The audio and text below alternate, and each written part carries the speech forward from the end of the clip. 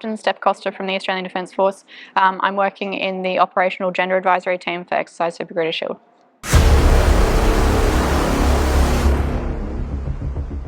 I'm part of the operational gender advisor team. It's an exciting opportunity to be involved at this stage of an exercise because we understand that obviously conflict affects different people in different ways, and the ability to be able to streamline that into an exercise construct gives us an opportunity from the start to be able to have an integrated perspective. Working with the TNI, who have such a focus on this as part of their national action plan at a government level, and how that permeates into the military, has been an incredibly beneficial opportunity for us as Australians to be involved in that.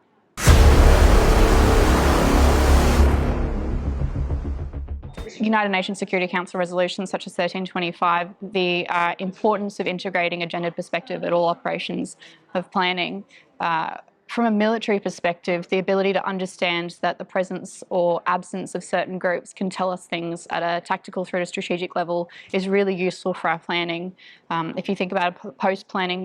post-conflict environment, something like a pregnant woman with young children is potentially most in need of food assistance, but is likely not going to be the person at the start of the line to be able to receive it, or that someone who has mobility impairment in a wheelchair might not be able to access evacuation routes or access to pharmaceuticals.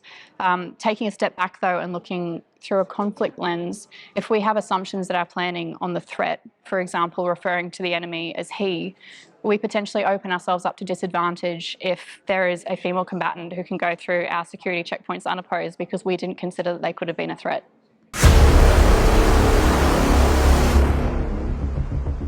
Well,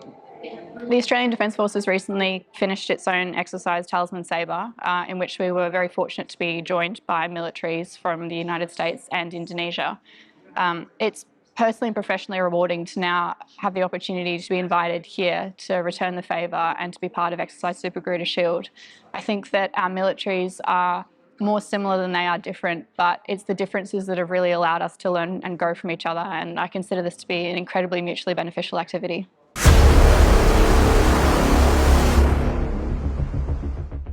Something that we're starting to understand more is that there's strength in diversity.